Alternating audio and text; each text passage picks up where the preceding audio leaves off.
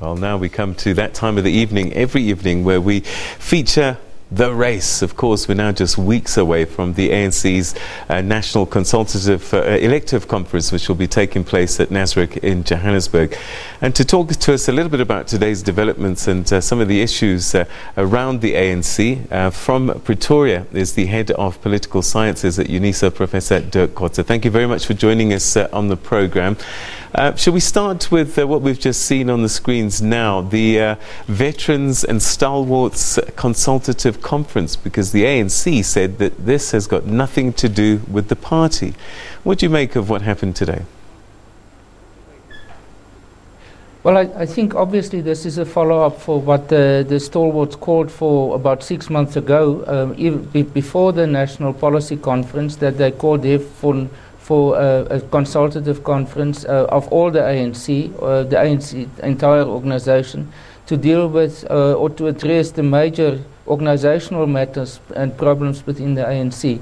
We know that the decision was that it should coincide with the National Policy Conference, and the stalwarts didn't want to accept it that way. So they've taken now the initiative in order still to do it, and in order to address those matters. We all know it is very close to the National Conference. It's now less than a month from the start of the National Conference. So it can, to a large extent, be interpreted as if they want to assert their role in that discussion within the ANC, and to be able to still force the hand of the ANC to deal more prominently or more overtly with the internal organizational matters of the ANC. The problem is that what the ANC at this moment is saying is that they don't really see them as part of the ANC, or officially seen as part of the ANC, though if we just look at the pictures here, it is all about the ANC, so it's very difficult to distinguish between the two. So is there a mechanism for these stalwarts to present themselves at the elective conference and make suggestions or bring up issues beyond the normal structures that are already in place? Because, you know, people are probably wondering, you know, so what? They sat, they had a chat, they had a couple of drinks, but so what? Well, that I think is the dilemma of this event, is that it is not very clear how it's going to fit into the mainstream of the ANC and especially the conference itself. There is the opportunity that the ANC's organizers can invite some individuals, but it is not as a group as they are meeting at the moment. Therefore, they are not going to have voting powers, for example, at the national conference. They won't be able to really have the opportunity to address the national conference. So from that point of view, I think it's a very difficult situation for them. I hesitate to say it, but I think to some extent what the purpose of this event is, to a large extent, is to say to President Zuma specifically that you have lost our confidence, and that they try to make sure that President Zuma won't be able to really be dominant at the time of this conference. And by implication, they are taking away some of the credibility within the ANC that exists still. And by implication, therefore, although they are not saying that in public at all, but by implication supporting the Cyril Ramaphosa and maybe some of the others as alternative candidates for this election. And talking about candidates, you know, we've been calling this section of our program The Race, and of course that's to see who's going to win to become the president and all the other positions. But I guess the race now more is about the race against time to get these branches to meet, have their BGMs and have their nomination processes. How far and how complicated have we got so far? Well, the cut-off date we know is Sunday. It was supposed to be on the 15th, but there was now a grace period, as they call it. After that, the provinces must still meet and collate all the nominations from the branches in their provincial council, general council meetings. So there's very little time left. But we have seen after the NEC meeting of last weekend, that Secretary General Gwede Mantashe announced or gave some statistics about the nominations at that stage. Now that was around about Tuesday, early Wednesday. And some of the provinces like Mpumalanga was very well advanced with their nominations. Around about 95% of all the branches completed their meetings. Northern Cape the same. To the Free State also very high percentage. Gauteng a little bit less. But the three provinces that were to some extent in a difficult situation is first of all KwaZulu-Natal. Then it was 40.1%, although they challenged that percentage, as well as Northwest and the Eastern Cape. Now the latter two, or the last two provinces, the Eastern Cape, the Northwest and KwaZulu-Natal, obviously are regarded as supporters of Dr. Dlamini Zuma, while the Eastern Cape mainly of the Deputy President Cyril Ramaphosa.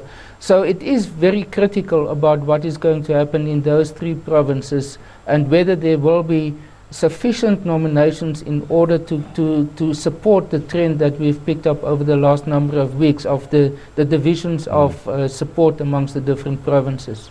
How will the party manage in time the court battles, the disputes, which seem to be mounting the closer and closer we get to the conference?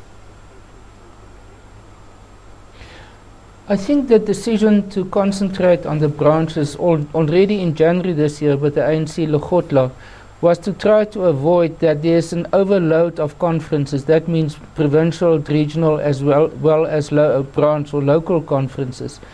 So now the main decision making is in the hands of the branches, but still, as I mentioned earlier, there still have to be provincial general council meetings in order to determine just who's the majority of the nominees in the different provinces in order to meet the requirements of the ANC's constitution. So there is less of a pressure on the provinces than in the past, where the final nominations took place in the provinces at provincial level. But still, because we know the provinces, it's impossible to avoid the role played by provinces at the national conference like this one. So it will be very important. I think one of the indicators which might work in favor of the idea that the province or the conference is not completely in jeopardy is the fact that the relatively high level of nominations that have taken place already. Because if the percentages were very low, then it could have been interpreted as if there's also a lack of support for the procedures that are followed for the preparation for the conference. The fact that in Mpumalanga, for example, the Northern Cape, Free State, Gauteng have high percentages means that the branches are working along with the preparation for this conference. So from that perspective, I think it is a relatively good indication that the conference can continue and that the province the problems at provincial level might not be so problematic as many people interpret it as, in order for the conference to continue. Do you think that there's still horse trading that's taking place even now? I mean, we saw Cyril Ramaphosa come out with what people can term his slate. The others not so clear, perhaps, but do you think that there's still room for negotiations? The Northwest and Mabuza must be a target. Yes, if we look at the two lists of nominations, because the Women's League announced their nominations, and I interpret that as the announcement of the so-called slate from the Dlamini Zuma side, then we have quite a lot of clarity about who the nominees will most possibly be. The one exception is still the Deputy Secretary General on the Ramaphosa side. That has not been announced yet, or by him. At the same time, the Northwest province, there's no one really coming from that province who's amongst the nominees on either side of the main contenders. While the Northwest is obviously also an important province. So from that point of view, it is still open, and I've just looked today again at the guidelines or the rules of procedure of the ANC for the nomination process, and especially the question of what is the mandate that the delegates will take to the conference? Does it come from the branches as the nominations happen there? Is it at the level of the provinces where the majority of the nominations will be announced? Or will it be an open-ended election process? And it looks like from that it is not that the delegates will have an open-ended mandate, that they can either use their mandate from branch level or the provincial one, or as the document is saying, they can still be convinced by the debates at the time of the national conference itself. That makes obviously the pattern of the election very unpredictable, and therefore there is still an opportunity, I think, for caucusing, for influencing. But I think the one point to emphasize is that it should be a secret ballot, and that's in accordance with the ANC's constitution and their prescriptions. Even the possibility to take cell phones into the voting booths, as I understand, is prohibited. So it should be a relatively secret ballot, and that can to some extent prevent it from manipulation. All right, so perhaps as we start to wrap up, we're getting closer and closer. They've been on the campaign trail. Do you think that we know enough to see or to have an idea of who might be victorious at conference and be the next president of the ANC? Well, that's obviously the million-rand question, and I think it is exceptionally close. It is a sort of a 50-50 divide that we see at the moment.